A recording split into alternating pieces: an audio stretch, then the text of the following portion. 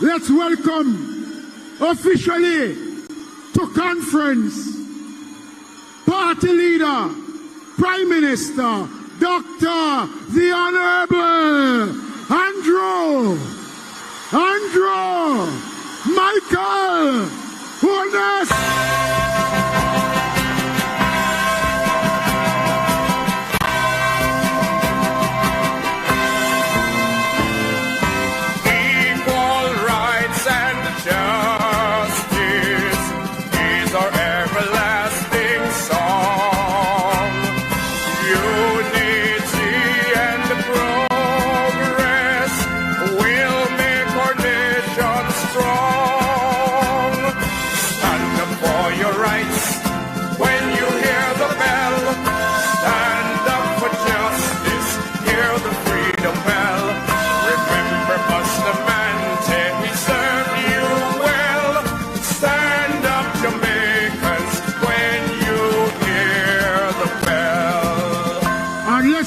Officially also the wife of our Prime Minister, Holness. And now conference, it's my pleasure to bring to address you the greatest political leader of the last 50 years, Jamaica's greatest Prime Minister.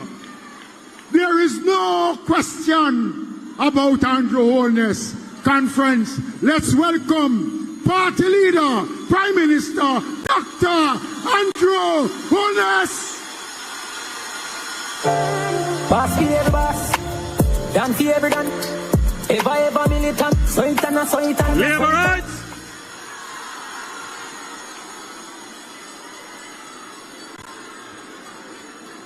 It took me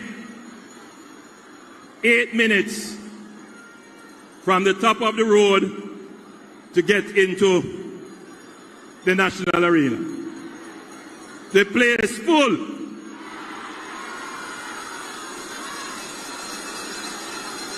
You have a crowd about 1.5 times the crowd inside here, outside.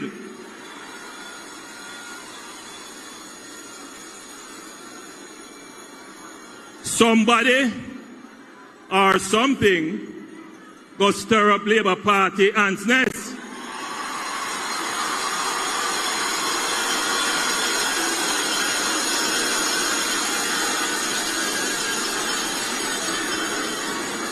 My Jamaican family locally and in the diaspora watching this broadcast, friends, dignitaries and observers in the diplomatic corps in attendance, executive members and officers and representatives of the Jamaica Labour Party on the platform.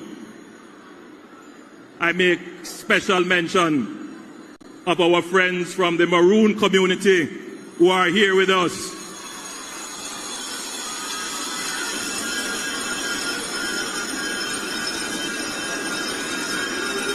And you, the faithful Labourites that form the bedrock of the Jamaica Labour Party.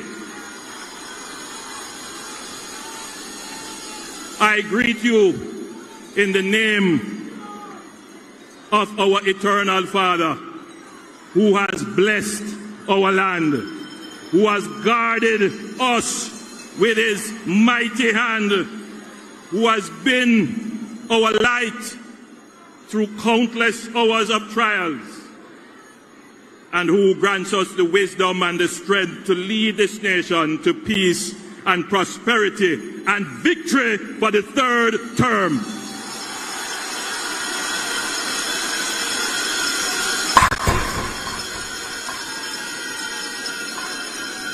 We are a young nation, but as a people, we have been in a long struggle to secure our freedom, political independence, which we have done. Today's struggle is about achieving our economic independence.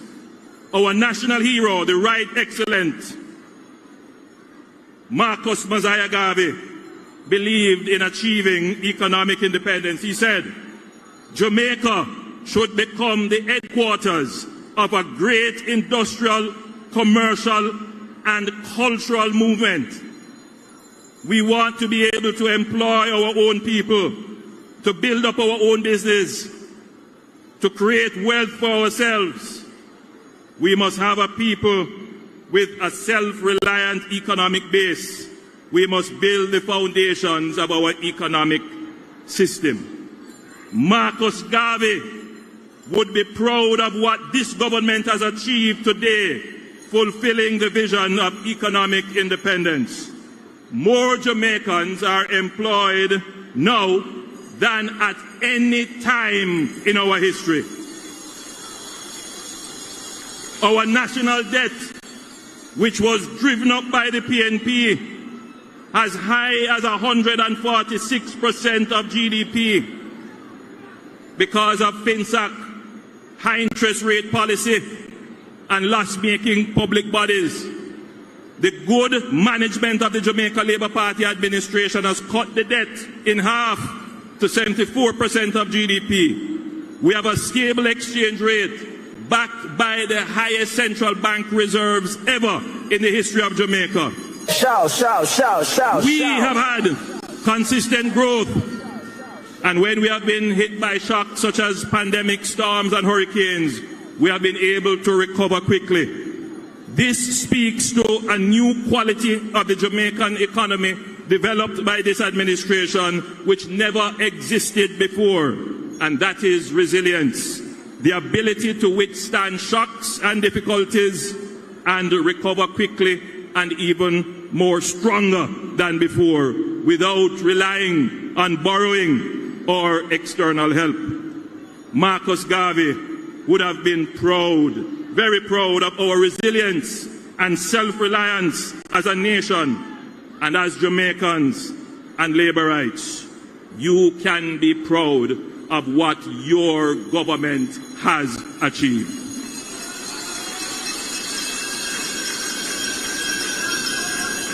Economic management is a means to an end, ultimately cutting the debt in half, stabilizing the exchange rate, stimulating full employment, must translate into better roads, better housing, better health care, better education, better wages, better garbage collection, improved security, indeed a better quality of life for all Jamaicans.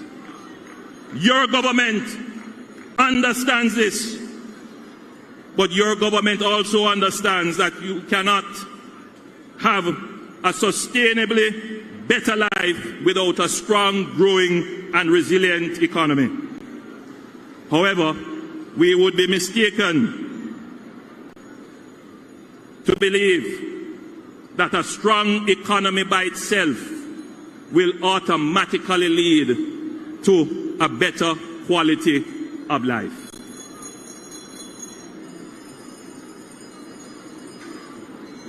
To get the better quality of life from the good economy, we must be active and strong in pursuing the interests of the people.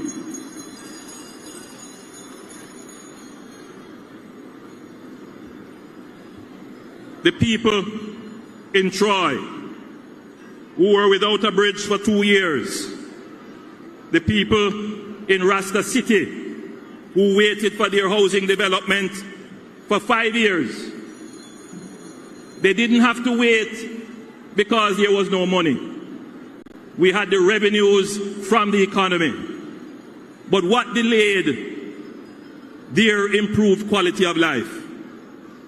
What delayed it was bureaucracy, inefficiency. Things just take too long to get done. We have the capital budget, but we don't convert it fast enough into the goods, services and products that you need. And so today, as we celebrate our good economic performance, we must now create a laser focus on becoming much more efficient. We must remove the roadblocks, the red tape, the bureaucracy, the unnecessary documentation. We must become more efficient in what we are doing. The theme of our conference is active and strong, delivering on the mission of prosperity for all. I want you to know that as my administration moves to the next chapter in our economic independence journey, in ensuring you get the benefit of a good economy, we will be active and strong in cutting red tape and bureaucracy which holds up and frustrates your prosperity. We are going to be active and strong in removing the legacy requirements and outdated requirements which place a burden on you and increase your cost of living. We will be active and strong in implementing innovative ideas and technologies that increase efficiency and effectiveness in delivering prosperity. We will be active and strong in ensuring that the vulnerable in our society, the poor in our society, those that have been left out, those that feel frustrated, we are going to be active and strong in ensuring that they too can feel a part of the prosperity train of the Jamaica Labour Party. JLP cares for Jamaica. But we are the government, and we take responsibility for steering the ship through difficult and choppy waters. And that is why, Labourites, we have always been the better sailor. Jamaica faces a crisis. It is the Jamaica Labour Party that is called upon to navigate the difficult times. And we have navigated the difficult times of COVID, of supply chain shocks, of hurricanes and other natural disasters, and we have done it so well that the rest of the world holds up Jamaica as the example of a small country that is doing what is right by its people, ensuring that we are not in debt, ensuring that we have our own resources to stand on our own 2 feet and deal with crises when they occur. But I'm so solid as a rock, they just can't stop me now. Under our CARE program, we announced the innovative initiative, first time ever in the history of Jamaica, a reverse income tax credit. Some of you inside here already get it. We will be giving back to persons who are self-employed or who are employed $20,000. And already we have given, when we make the payment coming up this week, 290,000 Jamaicans would have received the benefit of the reverse income tax. Over 200,000 persons who earn above 1.7 million would benefit from the income tax threshold. We have increased path benefits by 30% in the last budget, and that benefited 236 path beneficiaries. Some of you are inside here, but you imagine 236,000 Jamaicans benefited from that increase. And we did all of this to understand the impact of food prices, particularly on you. There are a set of persons, however, that we have not fully captured in our Care Give Back program. These persons are not registered on PATH. When we walk in the campaign, we meet some of them. They are not part of our social pension system. They are not part of our NIS system. So they are just there. They're not registered, they're not known. And so they can't take part in the care program that the government is doing. No! I wish to announce that starting in February, we will open applications for persons 18 years or older who are not registered on PATH, not part of the social pension, not captured anywhere or getting any benefit. They will be subject to a needs assessment by the Ministry of Labour and Social Security, and they will get their $20,000 check like everybody else.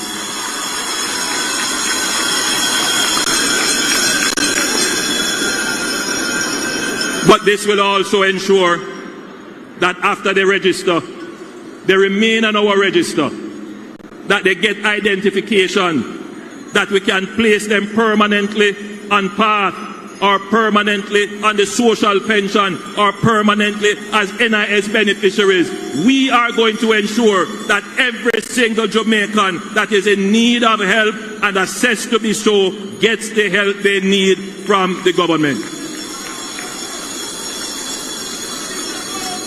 We care about your electricity. We care that your electricity costs are a significant part of the cost of living that you face.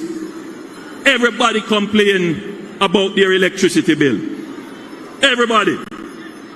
It is estimated that only 70% of Jamaican households can afford to pay their electricity bills. So you can understand why we have so much throw-up.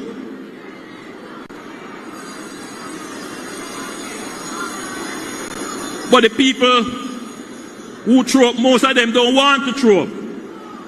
What they want is an electricity market, an electricity system that allows them to pay within their economic means. But the system that we have is not designed like that.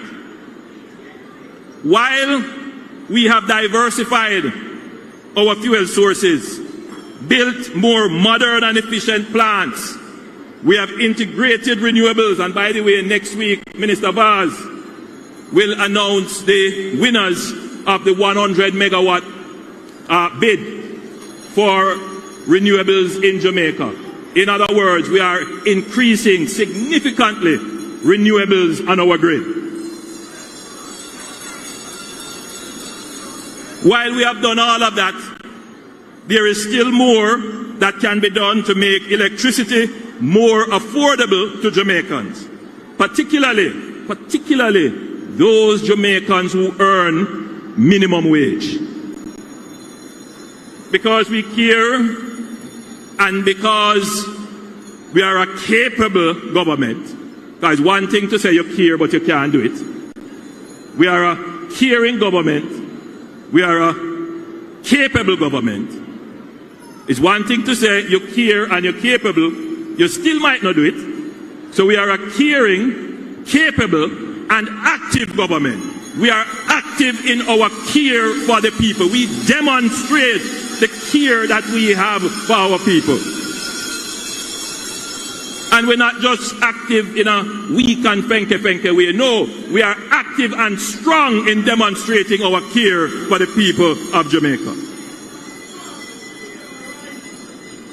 We are going to transform the fiscal structure of the electricity market in Jamaica to ensure that it aligns with incentives, reduce the cost of onboarding, and increase options to the consumer. Listen to this one carefully. After the next budget, which is in March coming up, the government will reduce GCT on electricity from 15%, which it is now, to 7%.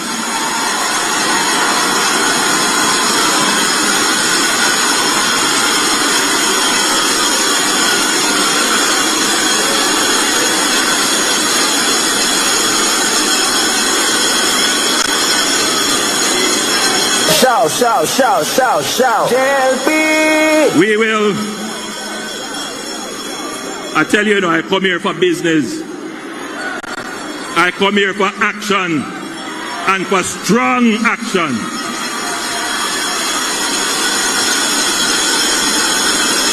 We will remove the non-tax threshold and replace this with an incentivized compatible rebate of GCT for persons who use 200 megawatts or less per month.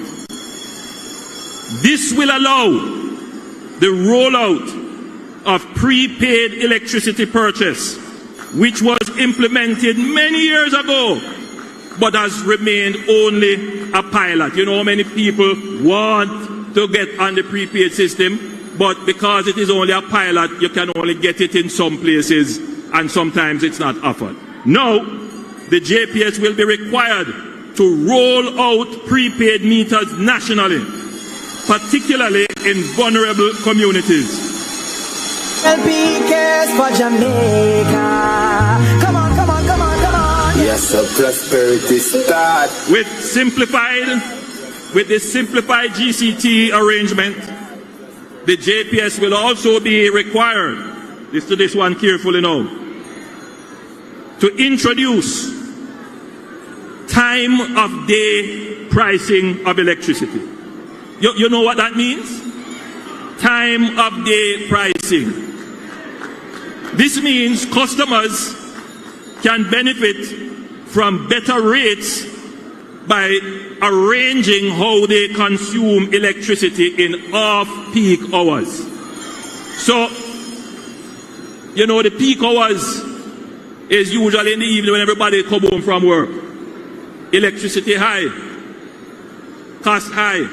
But now, the JPS can say, all right, if you use most of your electricity in off-peak hours, you pay a lower rate. So you have the option now of economizing how you use electricity. But it is also better for the grid, because right now, in peak time, everybody is using the grid, put stress on the grid. But if you can evenly distribute the use of the grid, it is more economical for everyone. And it also helps with the use of renewables, particularly solar, so you can generate and use at the same time. But we will go one step further. The government will scale up its pilot project of onboarding customers in vulnerable communities through the Community Electrification House Wiring Program, which provides households on the program with electrical outlets, lights and switches, and GEI, that is the General Electrical Inspector certification. This will assist these communities in becoming legal JPS customers. So the Jamaica Labour Party will reduce the cost of becoming a legal JPS customer. We will reduce the tax burden on electricity, and we will improve the efficiency of the electricity sector. We will reduce the cost of living to you that electricity poses, and we will increase our growth prospects by having a more efficient electricity grid, thereby increasing our prospect for growing the economy. This is how an active, strong, and caring government demonstrates its care for the people. Shout, shout, shout, shout, shout. But more than that, this is now the beginning of finally addressing this issue of energy poverty, which we see right across Jamaica, that robs the people of their dignity, that they have to steal electricity in order to survive. This government will change that and change that mentality in our land. We will restore the dignity of our people. JLP! My Jamaican brothers and sisters, water is life. And we must do everything to ensure every Jamaican can legally access water. Minister Samuda has been doing a good job in getting the water projects off the ground and bringing water to the people. But I know that we can't do it fast enough. I understand the frustration of the lady I met in Northeast Manchester who told me that she has been carrying water from she's a little girl and she's 76 now and she can't carry water anymore. I understand that. And I give her the assurance that we are working as hard as we can, as smart as we can, as efficiently as we can to bring the water projects to fruition so that no 70-year-old lady has to walk with water on her head.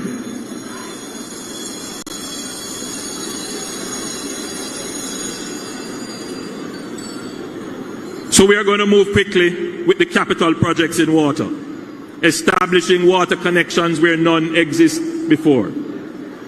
However, where connections are already established, we can also make it easier for persons to connect. I want you to listen to this one carefully. For persons who have been disconnected from the NWC water supply for debts 2 years or more outstanding, who are pensioners or who are assessed as being in need based on the path beneficiary identification standards, the NWC will write off totally the debt that is owed.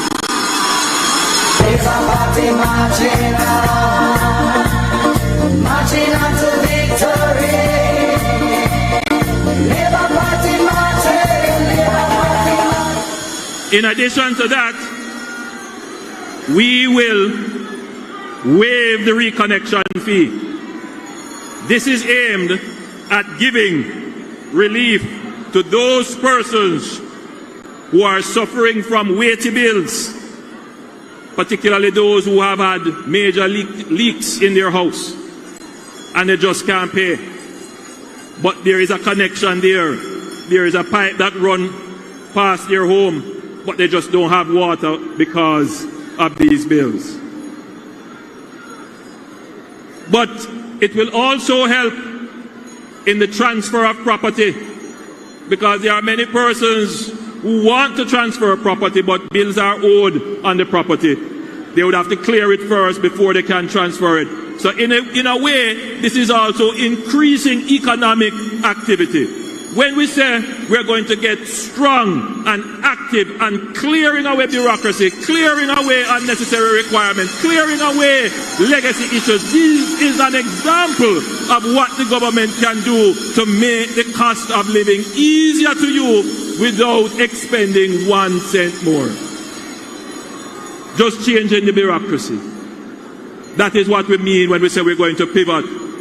All my ministers have been directed that they must look in their ministries and find these kinds of nuisance and legacy requirements that don't bear any relevance to today, and let us move them away so that the people can get their prosperity much more quickly.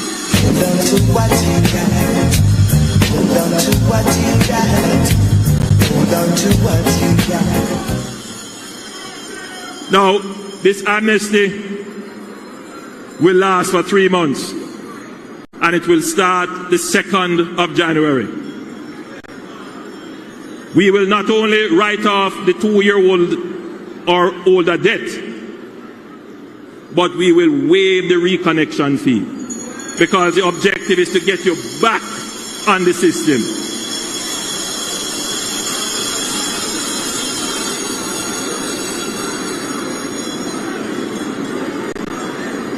Now, if you were disconnected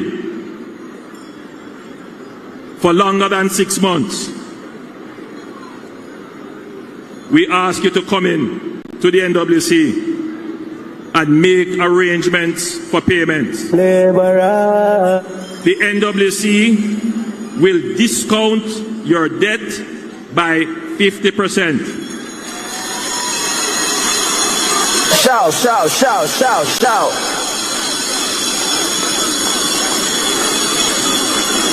And if there are special cases, as assessed, the discount might be even higher. This is how the government shows in a tangible way that it cares. This is how the government is dealing with the cost of living that you face. But we will go one step further. For persons who are pensioners who have taken part in this amnesty and who are being reconnected, if the reconnection is as a result of a suspected leak, the NWC will provide a leak detection service to ensure that the pensioner does not end up back in the same situation as before. No system we are create waves like the ocean, yeah. When you're there, better than your son, no the explosion, and we make the commotion, yeah. The NWC will partner with the Heart Trust NSTA to train leak detection specialists to participate in this program. We care about you, my brothers and sisters. This government is a caring government, a capable government, an active government, and a strong government. We hear the complaints about public transportation and the cost of transportation. Sit down, Minister Vaz. When I call your name, you stand up.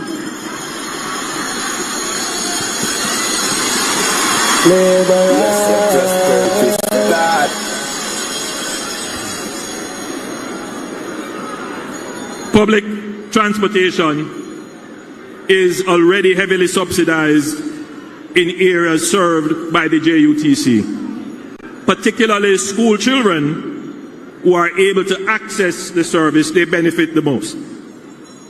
In rural areas, however, school children, students, do not systematically receive this benefit. So there is an inequity in the distribution of transportation subsidy. The government currently does make some provisions to certain schools to offset the cost of transportation to students. However, the arrangement is not universal or evenly applied. The Jamaica Labour Party government will fix the problem once and for all and ensure that all our students benefit from reduced transportation costs. Minister Vaz, you can stand up now. Jamaica Labour Party.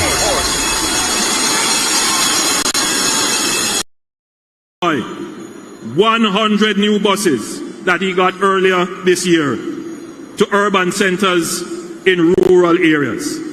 I'm happy to see that a bus route has been established from Kingston to Morant Bay, and that is just the first in many to come. The Montego Bay Urban Transit Company was refleeted with 12 buses, which currently benefit 6,000 students from St. James, Hanover, and Trelawney. By mid next year, by June, July next year, 100 new buses will be added to the fleet again. What we do on that day is to vote. These are the CNG buses, the gas buses, compressed natural gas, that are far more efficient, that reduce the theft of fuel, and are far more economical to operate. And you know who will get the benefit of that saving? You. That is the result of active, caring, strong, transformational, thoughtful leadership that the Jamaica Labour Party gives to the people of Jamaica. These buses, these new 100 CNG buses, will be distributed to urban centers in rural areas. So they will go to the urban townships, the town capitals. So that will help in ensuring that students in these areas get access to subsidized transportation.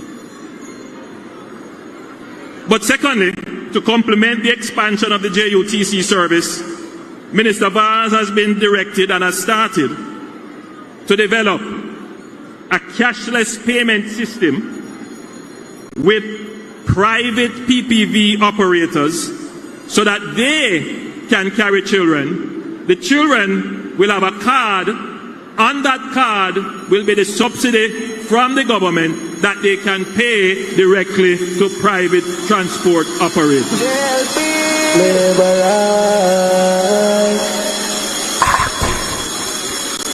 This will further extend the subsidy to rural communities and rural students so that there is equity in the society as it relates to public transportation, and that will significantly impact the cost of living that you face. Again, the vision, action, thoughtfulness of a strong and caring government.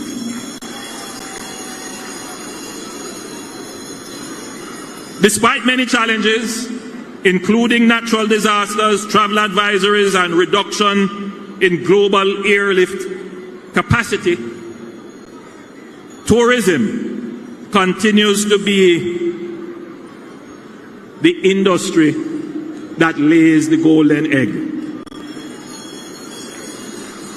We must protect the tourism industry and ensure that it continues to grow in a sustainable way.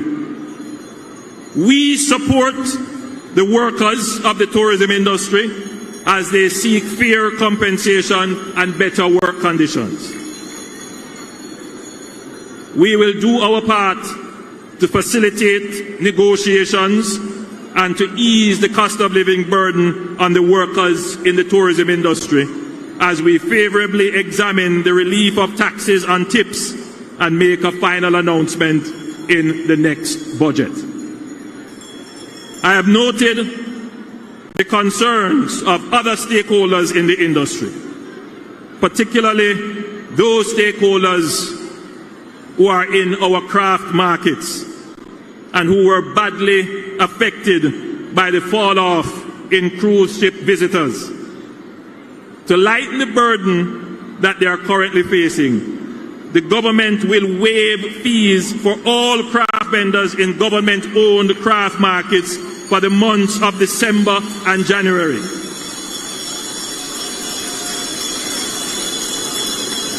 And we will write off any outstanding fees owed by the craft vendors. This is designed to ease the economic burden on the craft vendors and give them a head start in the winter tourist season that is up and coming now. The craft vendors of St. Ann have been hit the hardest because of the damage to the Ocherius cruise ship pier.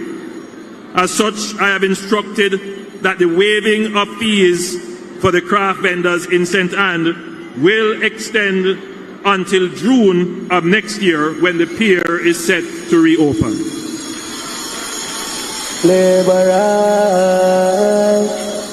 I also want to announce that next year we will begin the Tourism Work on New Social Housing Program, where the government of Jamaica, through the Tourism Enhancement Fund and hotel owners and operators, we will partner to build social housing for needy tourism workers. Shout, shout, shout, shout, shout.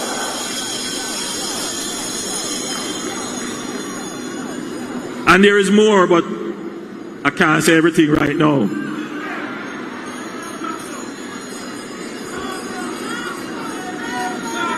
As a matter of great personal concern for me, and you know my love for education, and all of you here either have children in school or are in school or you are related to someone in school. I'm very concerned about the re-emergence of prohibitive auxiliary fees. I'm extremely concerned about the re-emergence of prohibitive auxiliary fees. In 2007, this administration initiated what we call tuition-free education, because we believe that every child deserves to access education right up to the highest level. So it really pains my heart as I move around and I hear parents complaining about fees. I understand that the cost that the schools face to provide quality education can be expensive. I understand that. But I want to remind school administrators that non-payment of fees should never prevent a child from accessing education. Under this government, no child will be denied access to education due to financial constraints. We are seeing a concerning increase in the rate of non-attendance at school and non-registration at school. And this is particularly since the passage of the COVID-19 pandemic. It is in all our interests to have all our children in school, regardless of their ability to pay. If you keep poor children out of school by enforcing prohibitive fees, then we are also increasing the likelihood of their children not having the life chance of going to school. In other words, we are perpetuating generational poverty. I have asked the Minister of Education to strengthen, refocus, and re-emphasize the capacity of the Ministry of Education in truancy. Every education officer is effectively a truancy officer, and the law provides for the deputizing of appropriate personnel as truancy officers. I have asked the Minister of Education to establish specific truancy officers in all regions. They must go out after examining their register and see who is not attending, knock on those doors, find those students who are not attending school, and bring them back to school. The government stands ready to provide the support for those students. We cannot allow students to be out of school. For this academic year alone, we are spending $7.4 billion for school feeding. This is a massive increase in allocation for the nutrition of our students. We are spending significant resources to get our children in school, and we are committed to spend even more to get the last child who is not in school in school.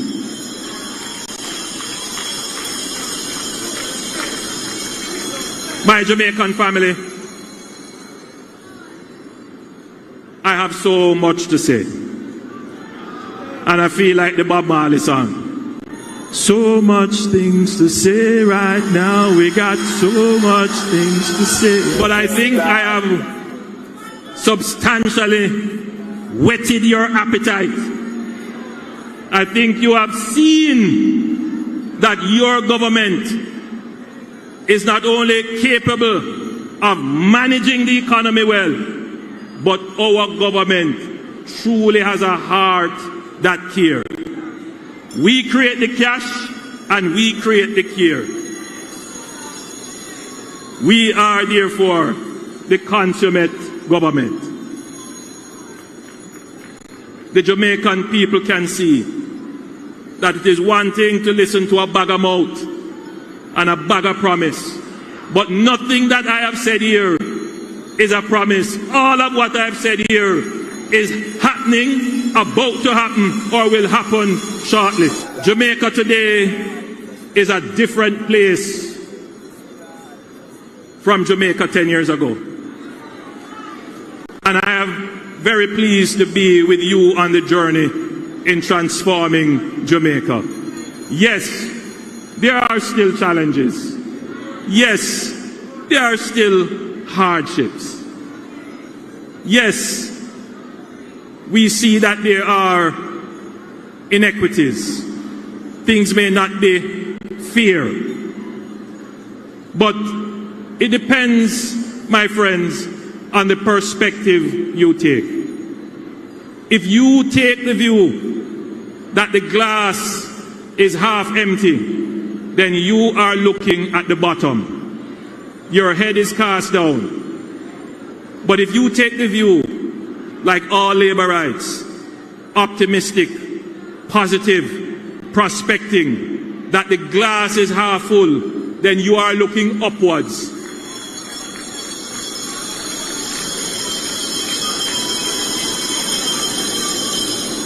So I say to all Jamaicans, the Jamaican glass is not half empty.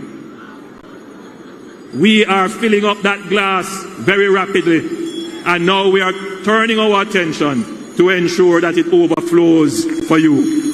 Jamaica is in such a different place that for the first time, a party leader can make a speech to his conference, to his supporters, and only barely mention the other people, the opposition.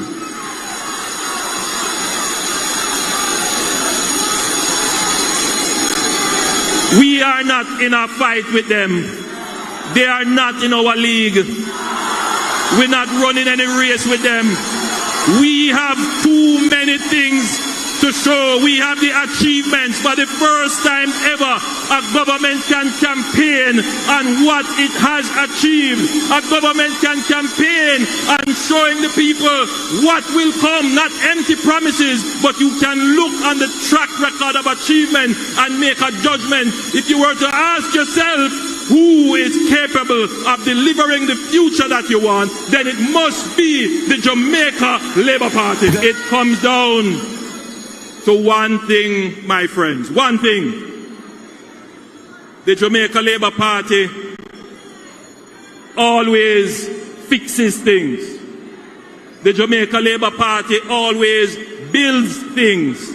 The Jamaica Labour Party deals with now, and it deals with the medium term, and it deals with the long term. The Jamaica Labour Party knows how to steer the economy and at the same time ensure that the people who are on the ship don't die from seasickness, because we know how to properly maneuver the heavy waves and the white squall and challenges that come when you are running a country.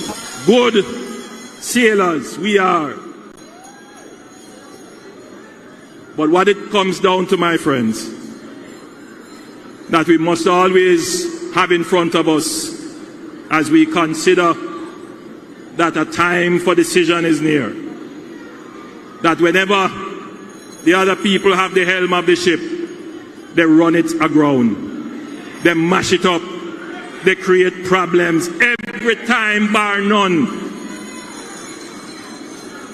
And that is why, my brothers and sisters, I continue to offer myself.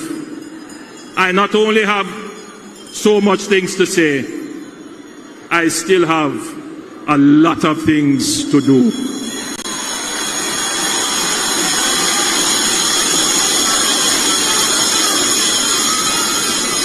I have given my life to Jamaica. I am yours.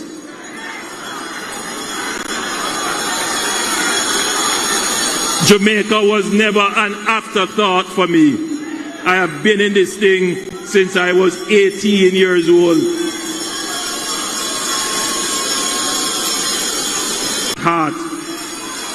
You know that I am not going to sugarcoat and tell you any lie. I'm going to tell you as it is. And I am telling you that the Jamaica Labour Party has the energy, has the vision and the ideas. We have the people to continue to change Jamaica. It is the Jamaica Labour Party that is changing Jamaica for the better. I charge each and every one of you here today who came from all over Jamaica, from every nook and cranny, from every corner and crevice, to go back and deliver the message to the people. The Jamaica Labour Party is the best choice for leading Jamaica. The Jamaica Labour Party is ready for the third term, and with your support and your help and God's blessings on us, we will form the government for the third term. God bless you. I love you all. Get home safely.